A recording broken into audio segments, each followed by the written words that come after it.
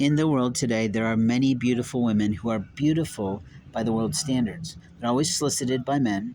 They're always hated by women. They're always trying to put themselves out there to be in control of other women's men. And openly, most women don't like it. At some point, they learn God. At some point, they think they're Christian. At some point, they think they're learned. At some point, they think they're wicked. But the truth of vanity is when they start to monkey with the scripts of their life, meaning they start to tell themselves they're not beautiful when they're beautiful by God's standards in their soul. I fell madly in love with the woman who was a part of my business life, and I believe she did so on purpose. At the same time, she was humbled to be cared for by a scruffy looking business fellow, and as a result, the police officers did abuse her.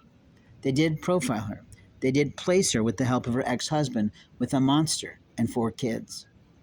The truth of America is that we have a right to be at risk all the time.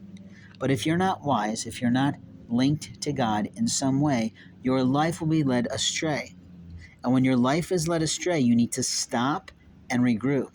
When you're starting to lie to yourself about your rights over other people's lives and other people's love lives and other people's opportunities and other people's business ventures, you really have screwed yourself.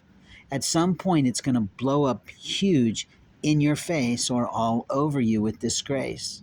If you've committed fraud, you need to stop right now and regroup. You see, fraud is when you pretend to be someone else. Fraud is when you try to arrange and rearrange public records that don't belong to you. Fraud is when you're stealing someone's inheritance or money from their bank accounts. And fraud is what you can get costed with. The truth is, the American police force absolutely needs to be defunded. I believe the White House knows this. They're in process of hopefully doing this, because the reality is they're disobeying the laws. And if you disobeyed the laws, that's on your life. But there is nothing of disgrace for you to come back to Jesus, for those of you who believe in Christendom. For those of us who are pagan, we return to the Lord. And the Lord tells us what to be and how to be guided. That is not immoral behavior. It's not a mental health condition. It is not foolishness. But an officer of the law will try to claim all kinds of rights as if he's a medical practitioner and he's going to practice medicine without a license. He had no right to do that in any jail, anywhere. And then there are nurses who think they have the right to deny medications that are allegedly prescribed, and they didn't have the right to do that, for which they can lose their medical licenses. Children who like to make medical records with their friends from college do usually end up in jail for the lies of commandeering a body and not ever telling them.